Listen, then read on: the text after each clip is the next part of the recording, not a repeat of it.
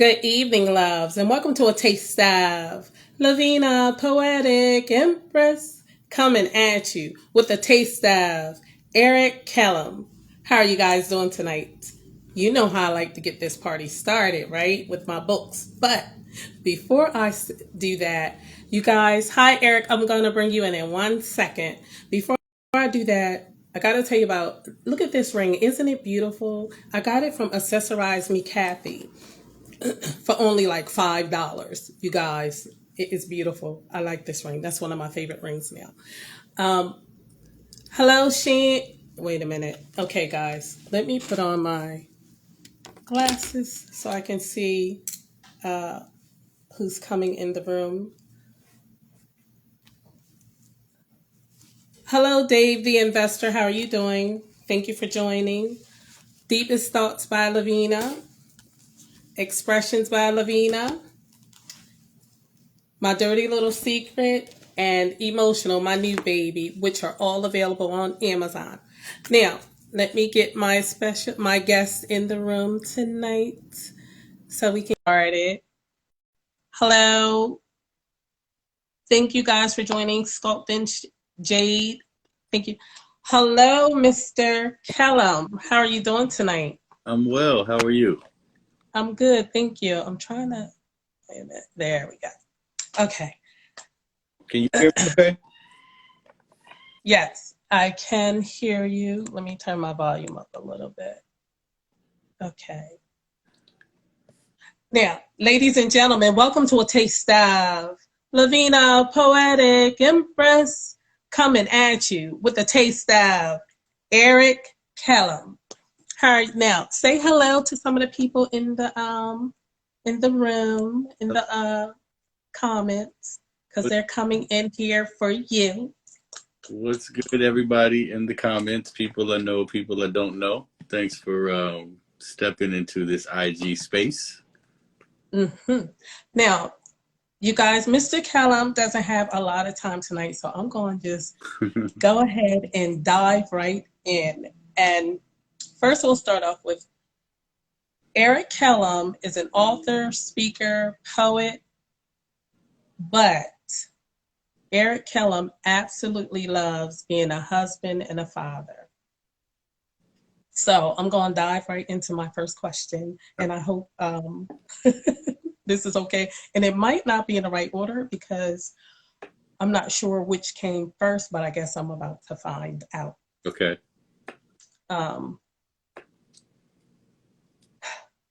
What is good sex and God sex? And I said I didn't know which came first because I also want to talk about your book, congratulations, Sexual Healing. So I want to kind of go in the order of which one came first. Which came first? Which came first, good sex or God sex? I would have to say that God sex came first because... Before the sexual healing? Because he made sex good? No, no. When I say which came first, you evidently you did some kind of conference about good sex, God sex. Yeah, I did a couple. So that's what I'm asking, which one came first? Your conference? The conference did before the book? The book came first. Okay, well, let's talk about the book first. Okay. Now, what prompted you to write a book titled Sexual Healing? I almost lost my marriage. My wife and I, 22 years. It'll be 23 years in August. Congratulations. In year 8, we almost didn't make it. I didn't understand.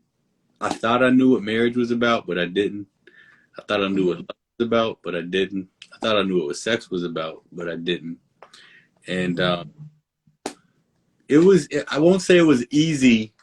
It was easier to rehabilitate my mind to understand about the true purpose of marriage and how to make marriage successful.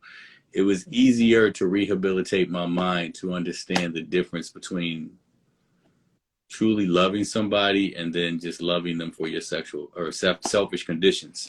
Like, I could tell my wife, it was never a case that I didn't love you. There was one point in my life I loved myself more than I loved you. I just didn't know how to admit that. The sexual rehabilitation was tough because, like many brothers, my dad didn't sit down and talk to me about sex. I figured it out, or I watched porn. I learned this, I learned that, but all of it was for my own selfish gratification.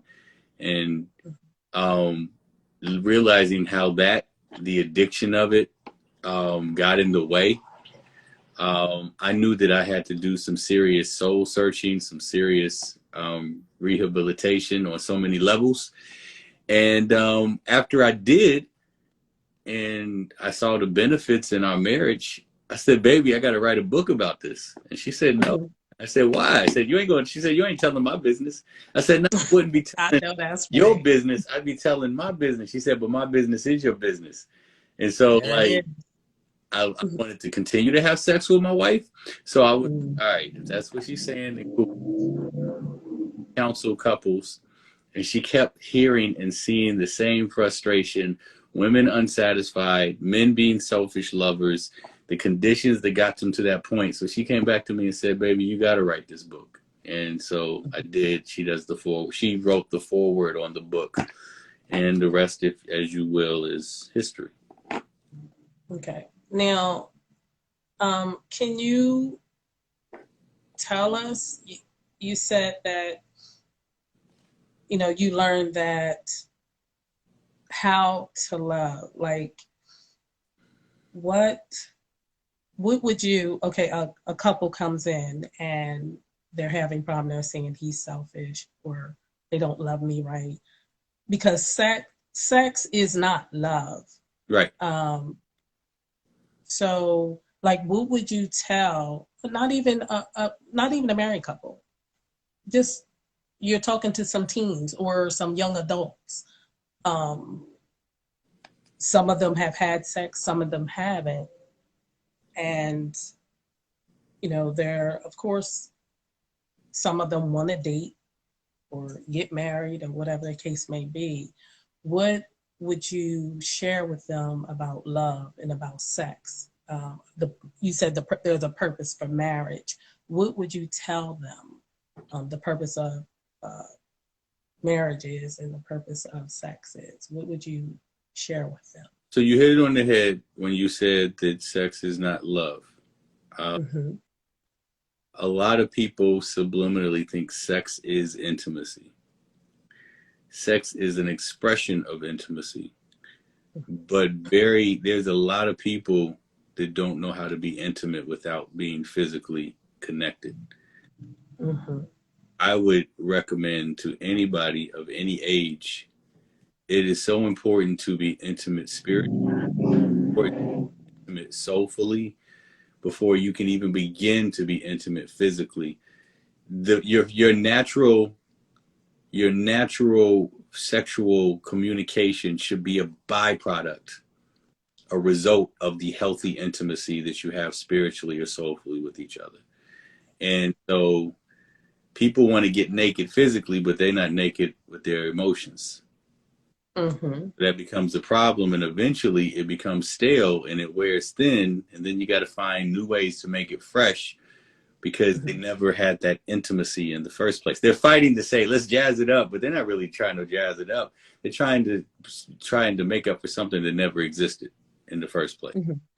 Right. Really tougher for us men because we were taught, like, be tough, don't cry, don't show any emotions. Basically, we were taught don't be intimate, right?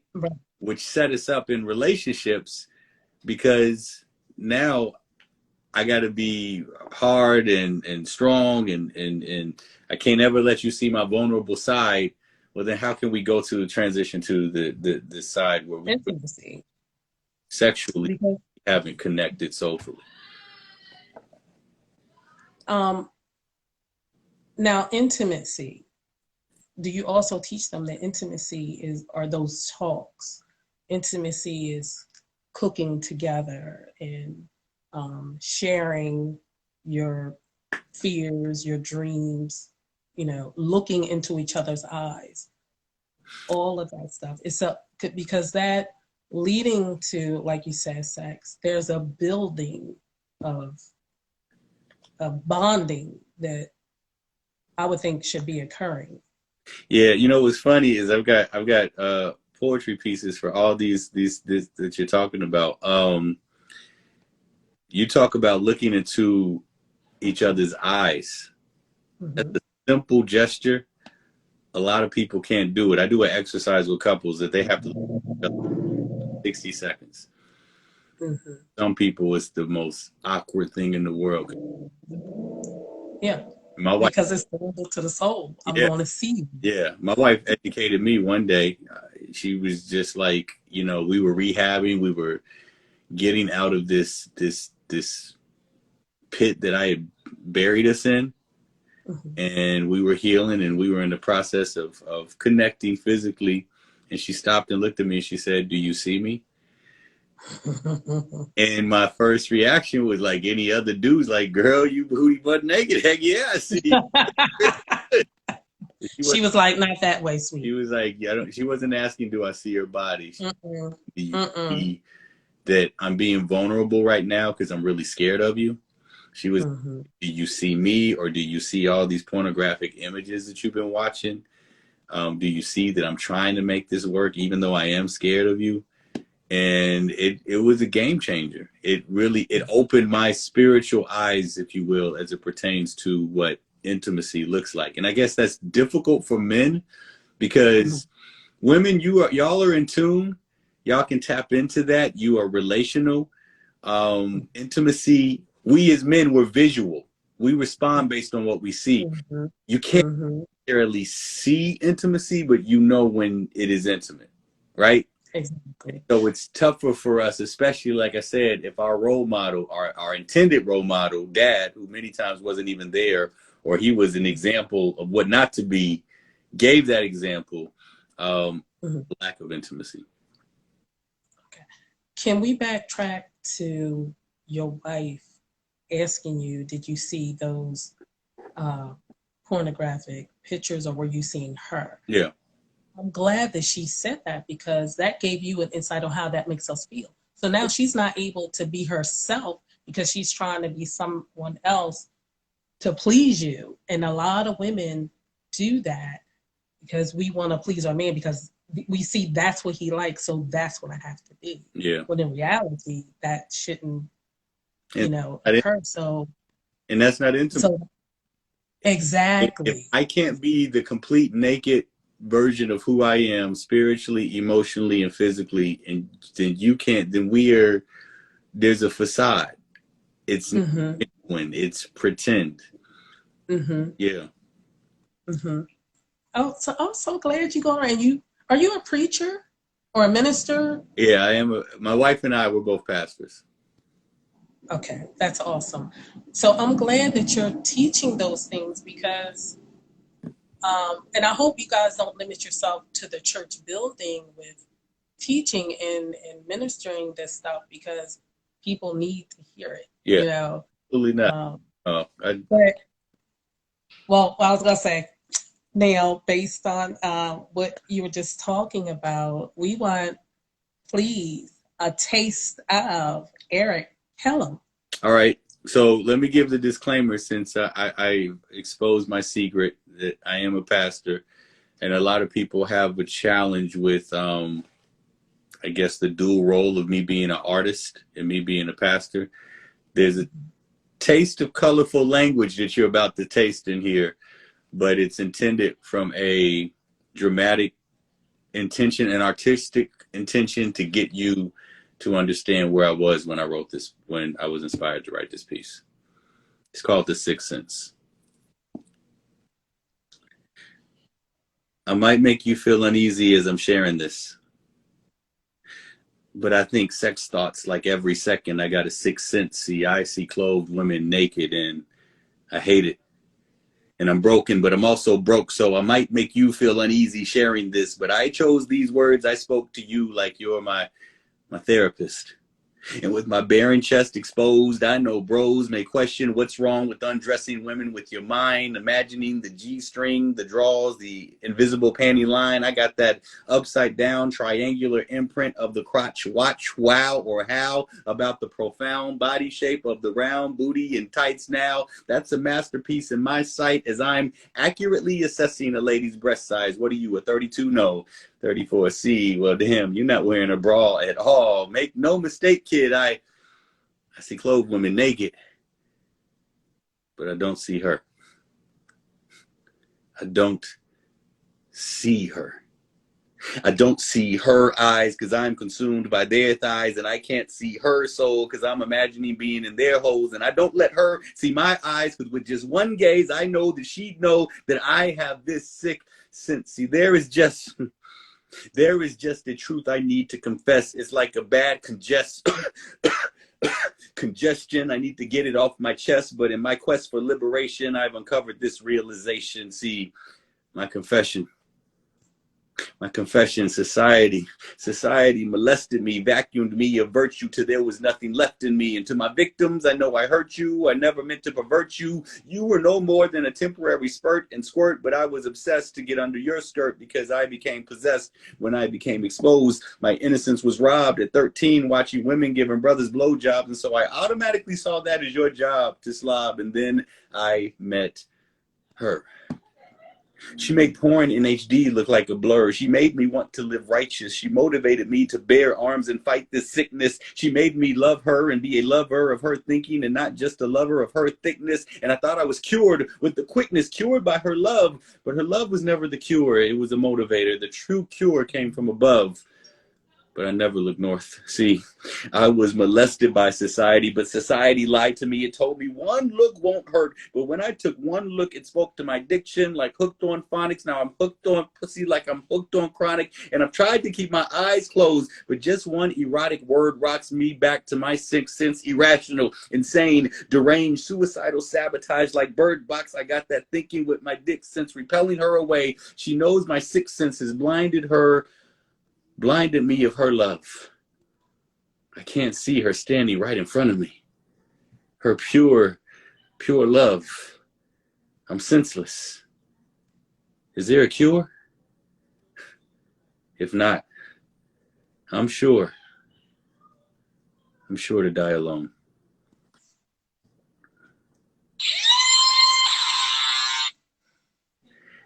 Yo, that was powerful.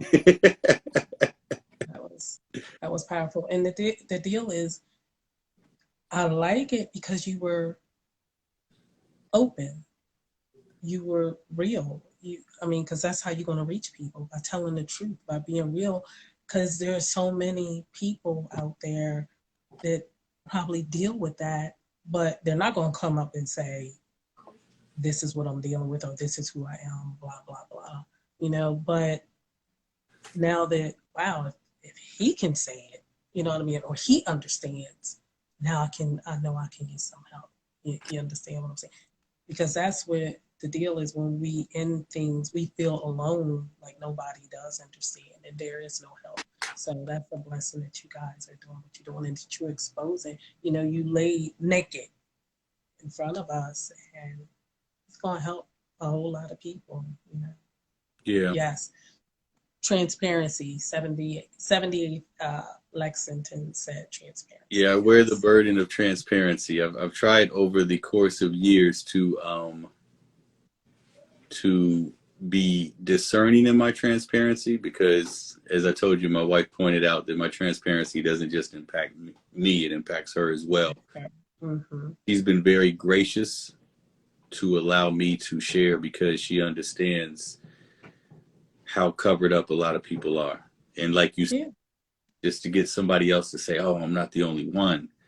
Yo, and especially as a pastor, because we duck and dodge this conversation in churches. We struggle to fix it all. Please, come on now. Yeah, because the deal is, if nobody talks about it, how's it going to be dealt with? Yep. How's anybody going to get delivered? Yep. So that is really awesome. This is awesome. Now, God sex, good sex, and God sex. Yes. What is good sex and God sex?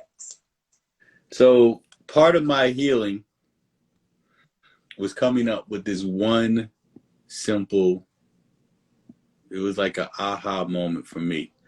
It probably doesn't matter for anybody else. They probably they don't get the same, feel or thrill from it. But for me, it was God created sex.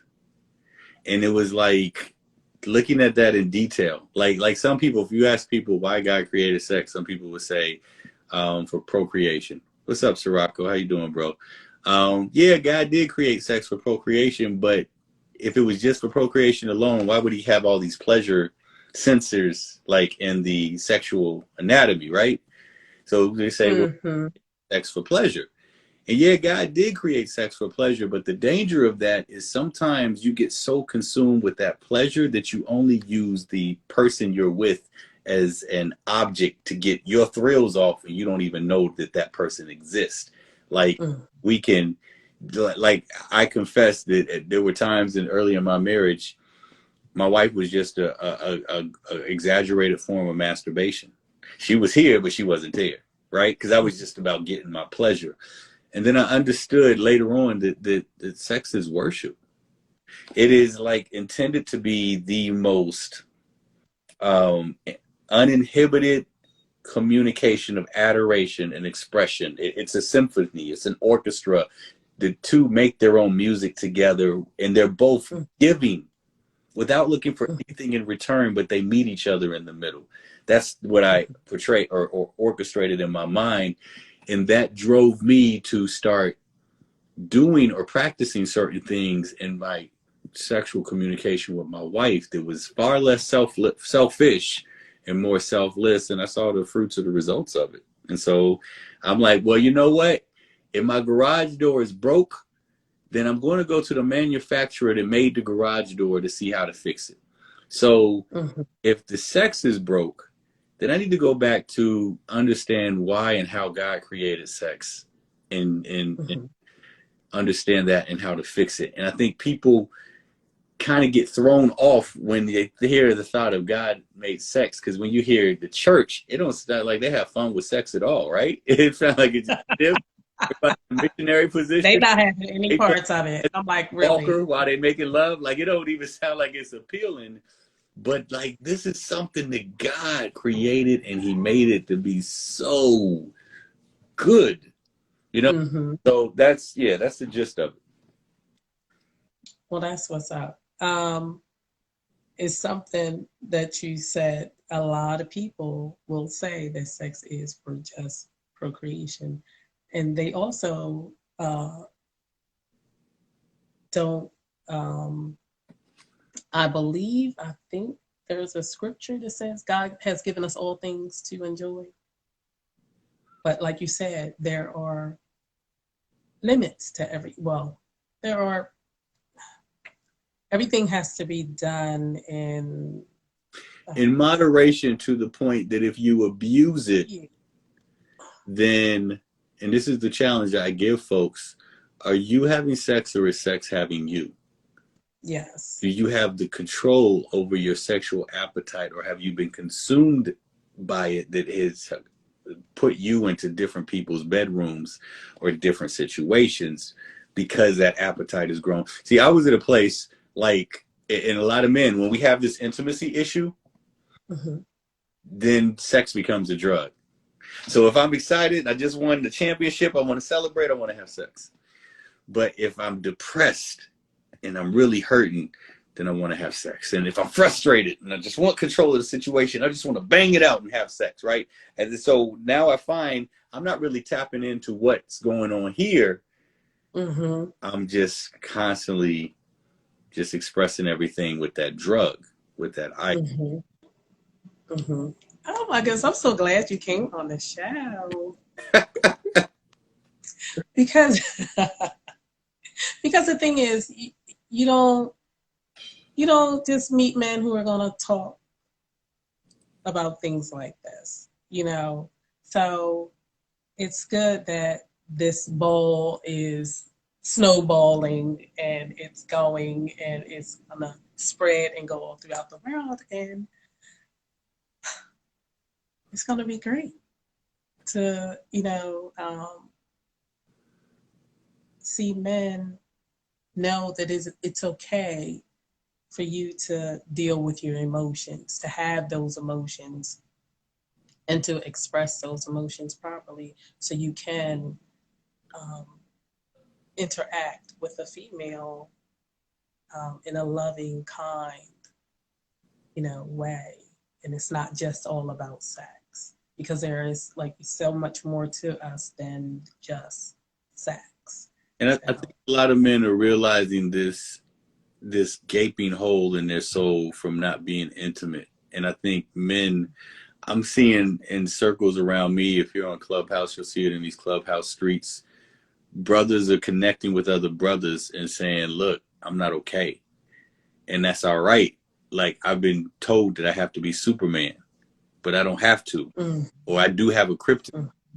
And if I don't expose what it is, then it's going to get the best of me and it's going to destroy me and my family. I think that vulnerability has become, I think permission has been given to men in society today to give that level of vulnerability, which society didn't give that grace in previous decades, from what I've observed. Yes. Now, please give us a double taste, Mr. Eric Kellum. Yeah, so now I'm twisted. I got this piece called Sacred Sex, but then I got another vulnerability piece that speaks to another issue amongst men, and that deals with fatherhood. So I don't know which way to go. You have a recommendation? I want both of them. Okay. I want two pieces. I want a double taste. All right. So, okay, got you. So I think I'm gonna get choppy in the midst of this. The cadence might get messed up, but we all family, so it's all good. I haven't done this piece in a while. Let's talk about sex, baby. Let's talk about sex lately. I'll be honest, I've been vexed greatly, stressed and perplexed how we are quick to flex. Time to have sex or get flexed on completely out of context of the sensual expression that made me and made you, also known as sex. Sex is the liggy law when a guy gets a girl behind the bedroom door. Are you sure? Is this true? Is this what was taught to you? We saw what to do. We know what it do. We know how it feels, but my soul sighs. Because so many people don't realize why, huh? Why have sex? What kind of question is that? Why have sex? Why must I feel like that? Why must I chase the cat? Nothing but the dog in me. I see. And that's why we have a lot of humans being degraded to the classification of animal, but it still doesn't answer the question, why have sex? Bruh. Duh, because it feels good, more than good. It's like a craving. It's amazing. It's so powerful. But do you know what sex can do? Okay, how about a lot of ladies that will unlock those legs for the hopes of being loved, truly being loved? If that's what sex would do, could do, can do, it can't. It won't. It don't. So why have sex? More specifically, why was sex created? Has this ever been deliberated? What was the divine design that God had in mind when he decided to make it? Because I see too many people who were pressed just to get naked with their souls fully dressed, but are less inclined to know the true reason as to why they do what they do. I don't want to know. I just want to feel. I don't want to feel. I just want to fuck. You don't even care what you do does or does not align with the mind of the Holy One, the architect that designed sex. That's right. God made sex. And he made it more than procreation. God made sex. He embedded it in us, these erotic hormonal sensations. God made sex. Can I get a thank you, Lord, congregation?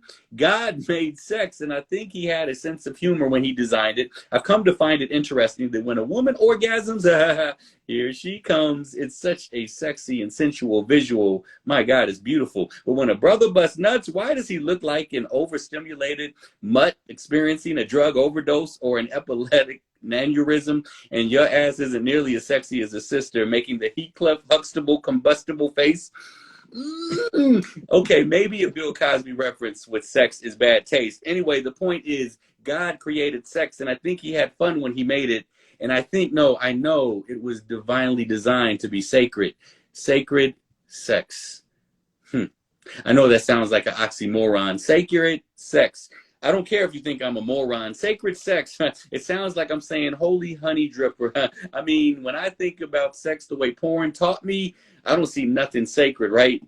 Well, I'm the proxy with an unorthodoxy message more on the topic of sacred sex, which is the opposite of the following mindset. Hey, baby, you know you the only one for me. Let's just go get naked. Next! Because the societal definition makes sex less intimate and more like an exhibition with multiple participants. Gradually, we casually erode the sacredness of God's design and wind up with sexual casualties, while the greatest casualty may be your own soul. See, we've gotten so consumed with sticking poles and holes that we stole the intimacy that makes sex sacred, holy, blessed, righteous, reverend, revered. To be clear, it's blasphemy when two people could play sex but not work at being naked spiritually, emotionally. Sex was never intended to go through the motions. See, sex was never purposed to be a socially accepted spectator sport. It was never planned to be the main focus, but rather the byproduct of spiritual and soulful nakedness. And if you don't know what that means you don't need to be having sex. So let's get mentally and spiritually naked, and let's not fake it. And let's talk about sex in a way where it is sacred. Let's talk about sex, baby. Sacred sex. But I gotta go, because me and the wifey about to go get naked. We're like,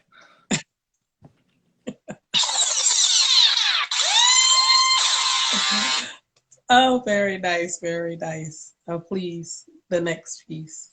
all right. So just speaking for fellas, some of you fellas that are watching or will watch, you might resonate with this. I'm 46 years old.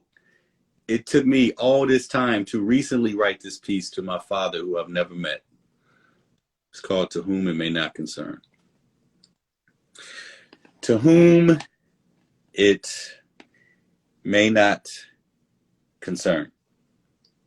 AKA my mother's sperm donor. You didn't care to share a life with her. You didn't make her a wife of her. You just fetched her and you boned her. To whom it may not concern. I dare not bother calling you father. I am a father. I have an amazing son. I have 4 beautiful daughters and a queen that genuinely rocks my world. But there lies a place on my planet off limits to everyone.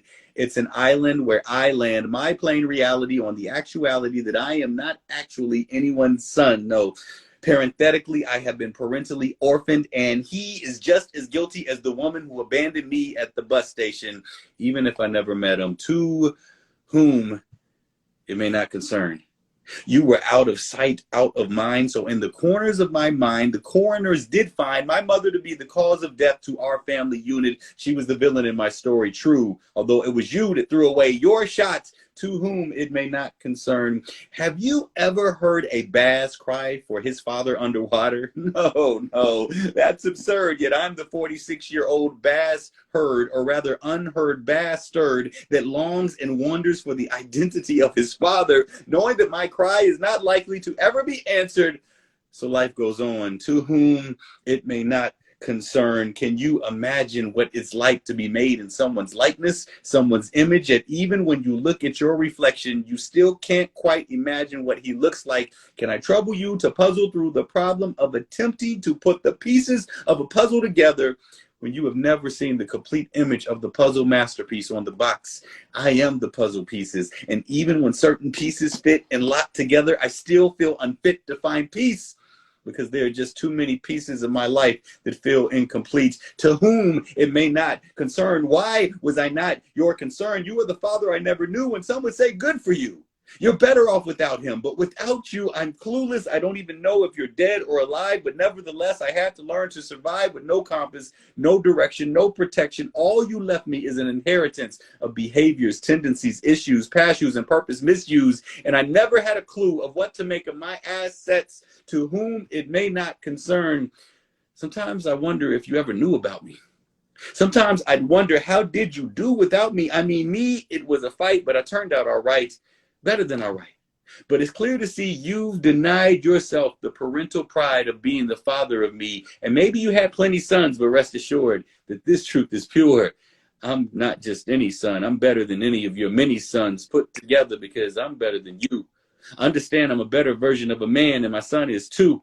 And I stand with the posture as a better father than you and my son will be too, whom it may not concern. I really hope you get this. I really hope you let this sink in. Pay attention.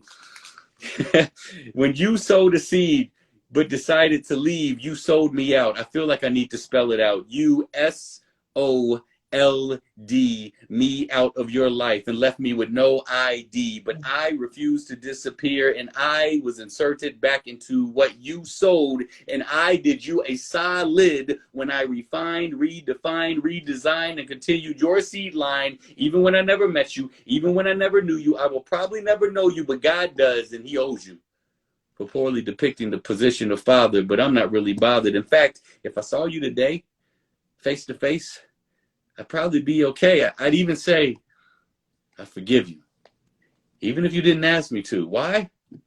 Well, by the grace of my real father, I actually turned out all right. Plus, I refuse to live in the prison of the unforgiven. And the way I see it from my real father's insight, if you did nothing else right, which you didn't, I must acknowledge you for donating your sperm to whom it may not concern.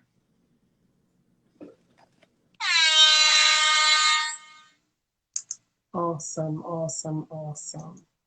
Thank you for that. I'm sure that spoke to, it might have not just spoke to a man, but to a woman also, because some women, Yeah, you know, are going around hurt because their fathers left and yeah, um, they don't know who they are and things of that nature. yeah, So yeah. The that's awesome issue that you is a wrote. significant issue, particularly within our culture. The Mm-hmm. fatherless, Yeah, rather. yes. Now it's the time of the show where I ask 3 questions pertaining to my 3 books. It's all in fun. Okay, Um, and if any question, one of the 3 you don't want to answer, it's fine. okay. But the first question is one of your deepest thoughts, one of your favorite expressions, and one of your dirty little secrets. One of my deepest thoughts. Yes. Sheesh.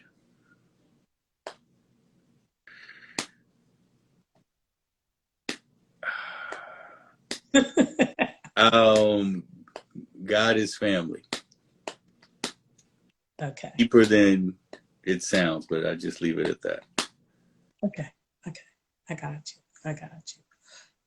One of your favorite expressions, something that you say all the time. Well, my kids quote me now on this. Actually, my daughter, she's a senior. She put it in her yearbook, so I was kind of amped that it stuck. Is if Oh, wow. you do it now, you've already won. You know why? Because now is one spelled backwards. So it's an anti-procrastination. If you do it now, N-O-W, you've already won, W-O-N. Every time I That's what's up. procrastinate and I think about that, and I use that. That's what's up. Yes.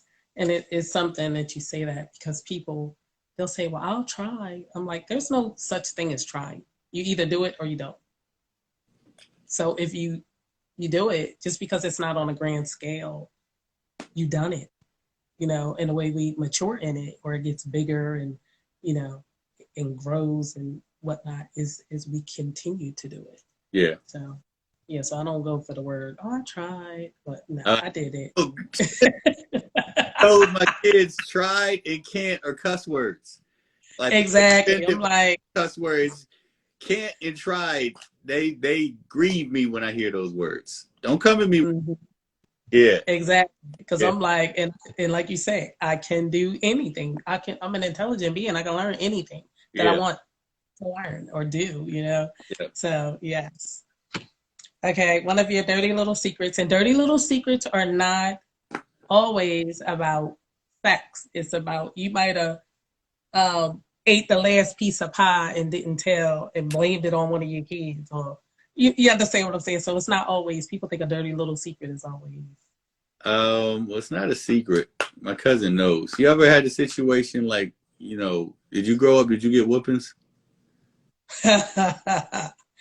My whippings was limited because I was like Well, and then I saw my sisters and brothers because I'm the youngest. Yeah, that was scary. So what's up with the whoopings? Well, Yes. my cousin got whooped out of his sleep, and it was really supposed to be my whooping.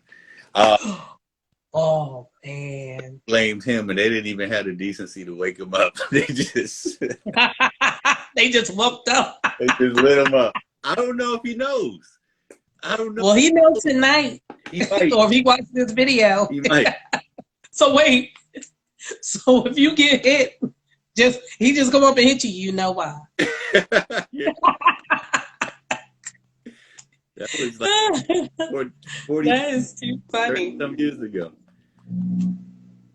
Now, Mr. Kellum, you have a talk show, Good Fridays. Tell the people where they can find that out and what's your show about. Yeah. So right now it's intended to be fourth Fridays that is a pre-selected open mic, meaning I'll put a topic out on my social media channel, and then people that see that, and the first 10 people that respond, I put them on the list.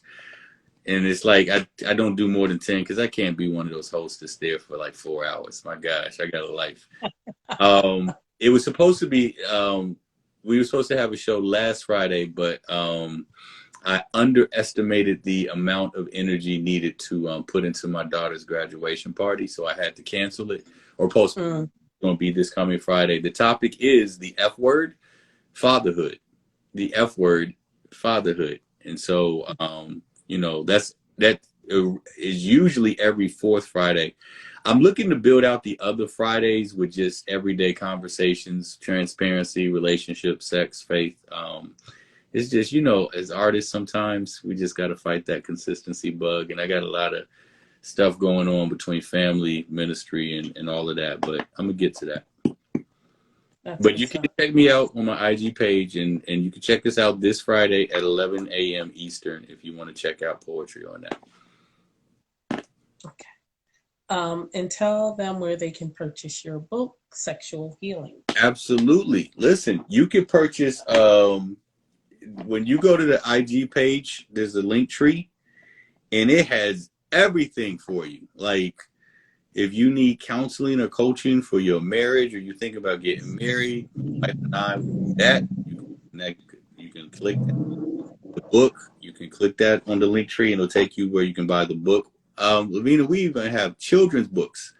The Adventures of Diggle, Boogie, and Lola. Hold on. Now, we only have them exclusively on iBooks because the hard copies are out. And we just haven't booted up yet, but you can get the digital copy, and it comes with a voice. Like, it comes with the kids do the voices on it. It's great for people that have kids. That link is in there. So yeah, everything is in Linktree that you could check out and support. There's even a Cash App, y'all. Like, if you just like, oh man, let me just bless a brother because he's got 2 kids in college, I won't even be mad at you. I'm just saying.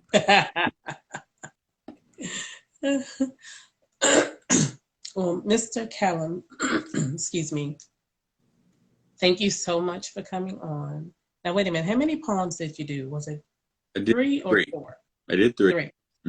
Well, before you go, please bless us with another poem, and then give the audience some words of encouragement after you finish your poem, please.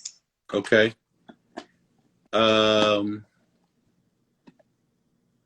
Trying to determine if I want to go with Black Pride and Awareness or Not Letting Your Dreams Die. Not Letting Your Dreams Die. Okay.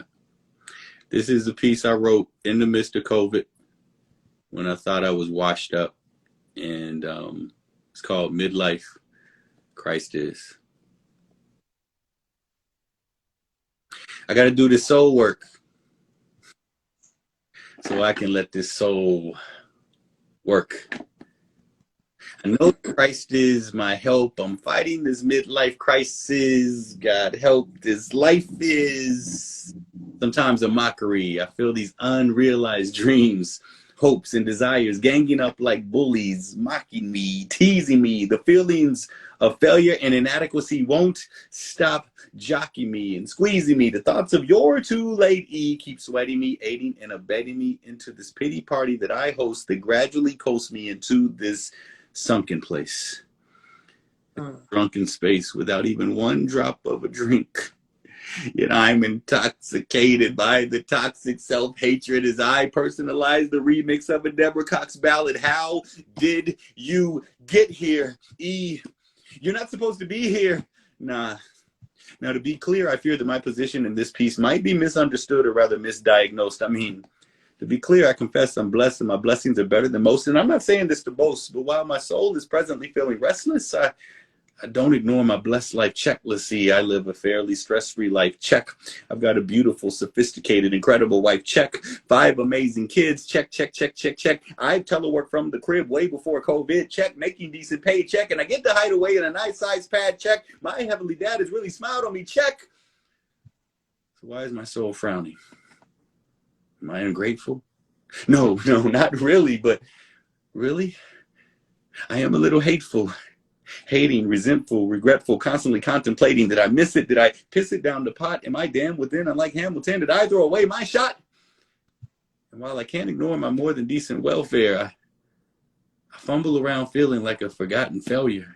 Have you ever appeared successful to others, but it's only because others are yet to discover that whatever you were successful for, you had pre-designed in your mind that you could have done so much more? Have you ever felt like you were exponentially living beneath your potential? Have you ever saw a dream so clear that you could just touch it, take it, grab it, taste it? Well, 25 years ago, I dreamed where I'd be right now, and that dream never manifested. And with wasted years, I tasted tears. I embraced the fears of the dreamer in me and all those possibilities. I guess I second guessed it. I faked it, finessed it. I messed around minding everybody's business. But I missed minding my own business with the business mind. And it got to the point that these dreams would pound down the door to warrant me, but I never served them notice. And now they torment me with no hopes of ever becoming real and no guaranteed warranty. So now I'm stuck in the realm of a pseudo-societal, suicidal success. I said I'm stuck in the realm of a pseudo-societal, suicidal success, but haunted by the possibilities of what can never be. And as depression starts to cave in, I've become a slave to this 9-to-5 existing, moving, barely breathing, but not really alive, unexplainably experiencing these dreams, slowly dying inside. And it's got to a point where a soul gets frantic and points to pleasures and pain relievers to appease an eternal panic, like dressing 20 years younger, or buying a sports car for fun, or turning into a whoremonger to appease a dreamless hunger, or getting lost in video games because life is a game and I keep losing. This is confusing. My soul is bruising. I've got to get away. I've got to escape this old soul that's growing to be, even if it means hurting those closest to me or just relieving my life of this misery. No, wait, this cannot be what I've become. Please, God, don't let my soul get numb. My soul hurts. I keep working, trying to make my soul work. I know that I can do all things through Christ. I know that I can do all things through Christ. Jesus, why is my life not aligned with you? Jesus, why is not my mind not aligned with the mind of you? I'm over here soaking around blind. It's true, but if I just take a step back and use my real eyes, do you understand the things I start to realize? Lavina, I realized that life is not just what you make it. No. Life is what you learn when you didn't make it, especially when you thought you would, when you failed fabulously, when you never thought you could. Life is embracing the valleys and redefining the peaks and not overlooking the summits that are right there at the bottom of your feet. Life is appreciating the small victories after the major defeats and understanding that when you're still standing, that's a victory and a feat. Life is a gift. That's a remedy for a crisis. Life is a gift, and watch this. Breathing air is priceless. Life is a gift, and I don't even have a clue who would move swiftly to walk in my shoes if given the chance. Do you? I think I've realized that through me and through you, our ancestors' dreams have been realized, and I feel I've disregarded blessings by procrastinating instead of living real life. And I think I've realized that I may not realize my dreams while I'm alive. But if I invest in my kids realizing their dreams, then I keep the dream alive. That's a solid investment. And that's taking a midlife crisis, redefining it, into a midlife assessment. Mm-hmm.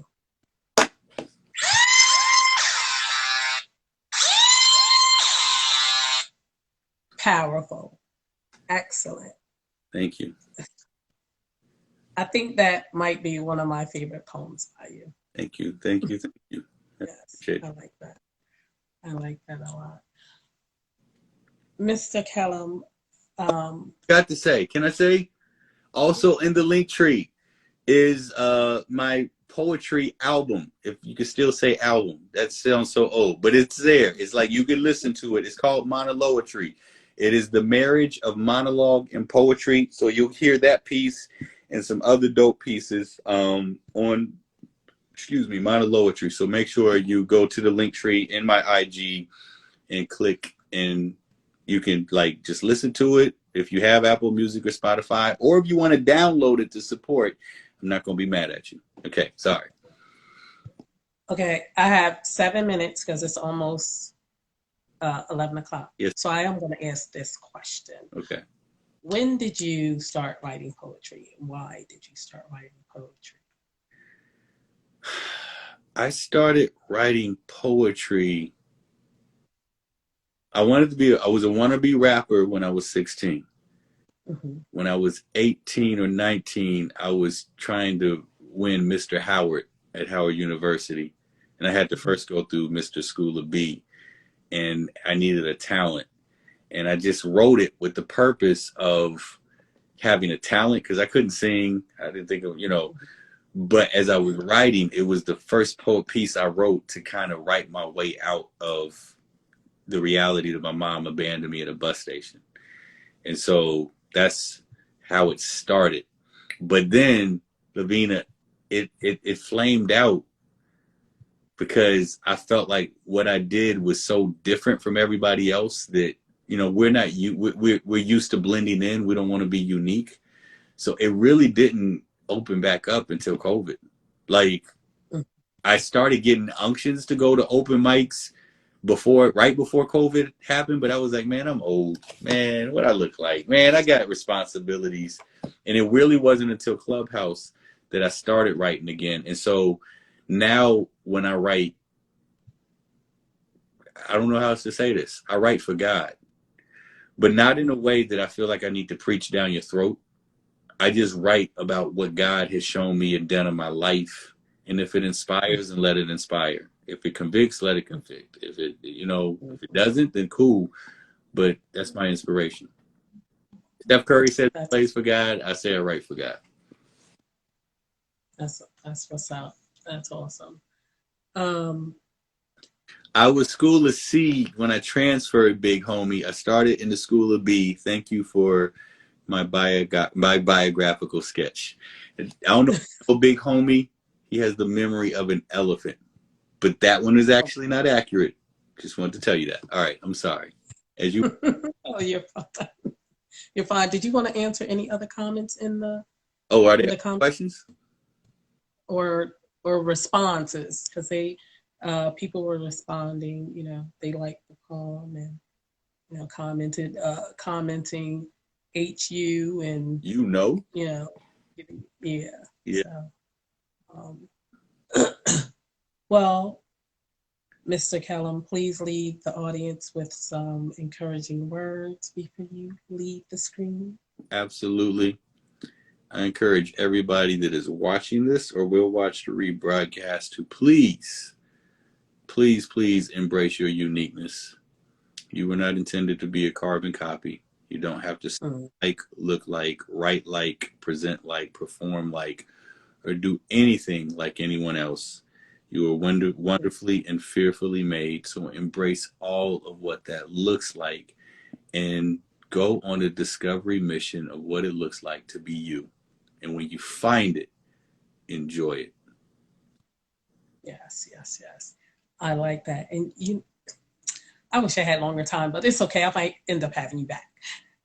Ladies and gentlemen, this has been a taste of Lavina, Poetic, Empress, coming at you with a taste of Kellum, the speaker.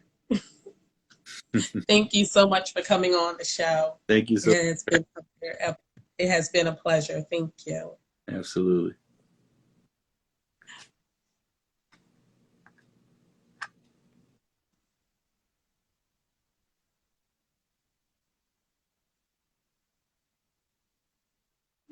Did he get out? I just want to make sure he exits out properly so I can save this video. And you guys, thank you for joining me tonight. I will be back next Tuesday evening at 10 p.m. And forgive me, oh, with Coach Josh Smalls is coming on next Tuesday night at 10 p.m. Sheila, Sheila Ray, thank you so much. I appreciate that. Okay, let me see if I can do this.